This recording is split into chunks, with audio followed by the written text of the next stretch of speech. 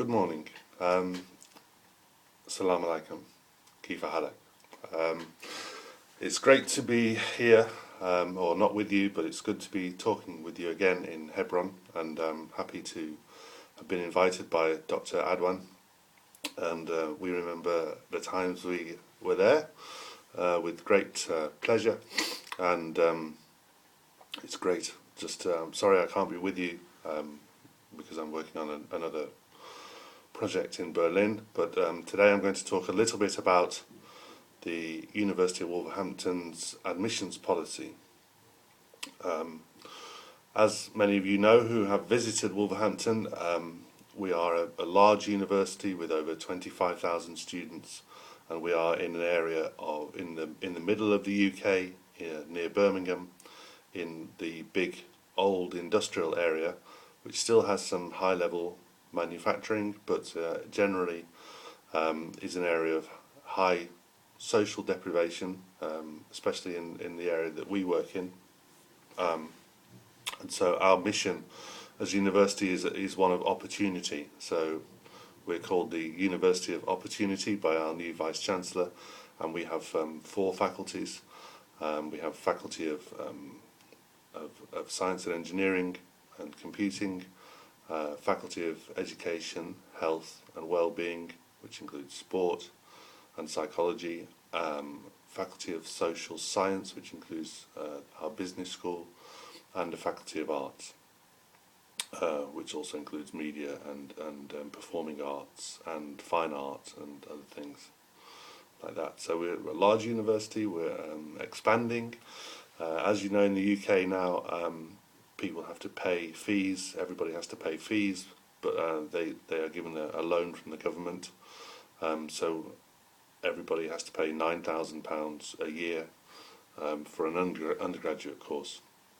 So we are actually well funded. It's worked out quite well for us because we're better funded now than we were under the old regime, although obviously it doesn't work out that well for the students, although they only have to pay back their loan when they get to a certain salary point. So we are very well equipped. We have modern buildings, we've got state-of-the-art computer facilities and everything else you could wish for. So admissions-wise, in the UK we have a centralised system called the University Course Admission System Service. So all prospective candidates that come straight from school have to apply through this service, and it depends on their final year qualifications. So in the UK we have A-levels are the main qualification that people do at between 16 and 18, and there are also other courses in colleges which are more technical, which are also used to get into universities as well. So there are several routes. So we're a bit different to Cambridge. In Cambridge, to do a course in Cambridge, you would probably need to get 3 A's or A's and B's to do a course, whereas at our university it's a bit lower than that. We tend to take people with lower grades at A-level than that. So each grade at A-level is given something called points, and you have to get so many points to join a particular course. So for example, a course in pharmacy will have a higher level of points than a course in English, for example. But all of these things are on our website, and it will tell you, depending on which course you want to go to, what people want to access. Then we have less traditional access. So we have a course called the LEAP course, which is an access course, which is for people without the A-level qualifications. So people maybe who've taken a different route, or people who are in work and want to get a degree. So that's a year-long course. So if they do that course and they pass that course, we guarantee them a place on one of our degree courses.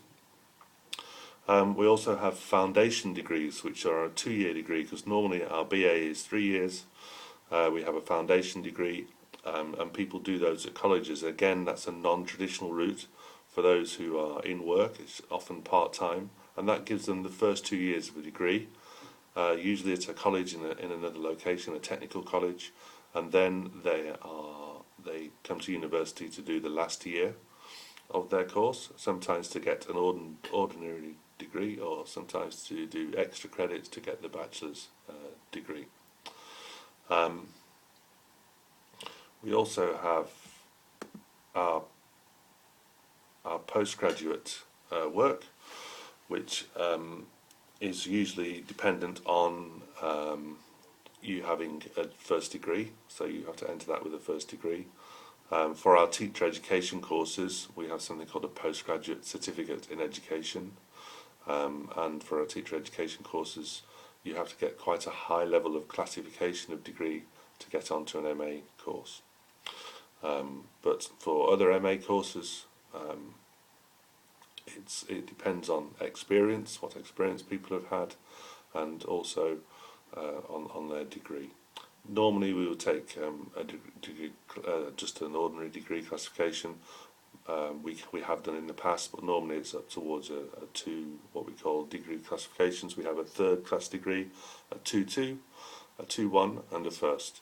So normally we don't take anyone below 2-2. We also have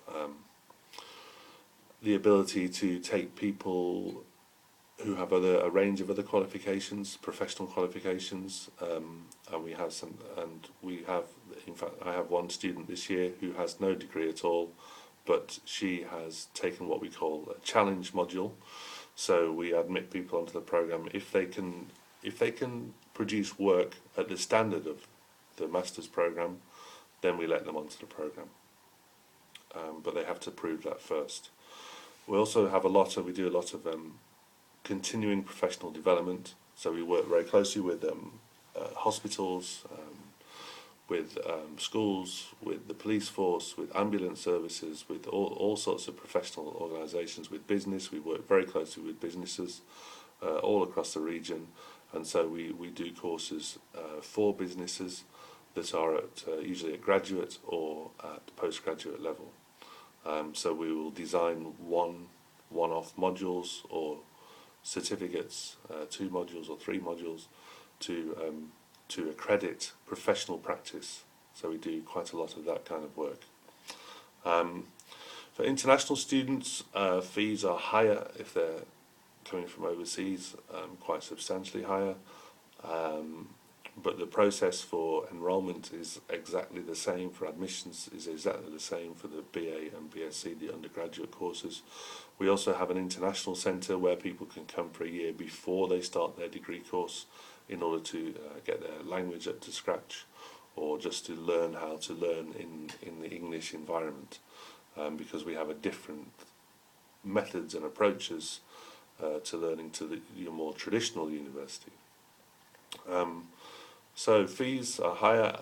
We usually require a language requirement of IELTS 6.0 or equivalent. And I think I wish I was there so that I could answer questions. But I think that's really our admissions policy in a nutshell.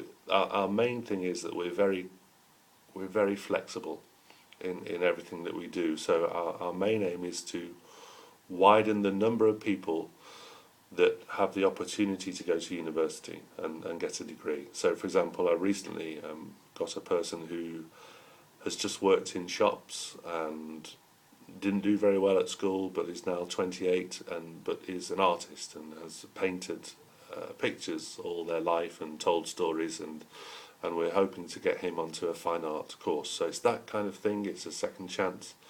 We also have the traditional route where people come straight from school. We have, if you walk around our main campus, you would see that we're multi-ethnic.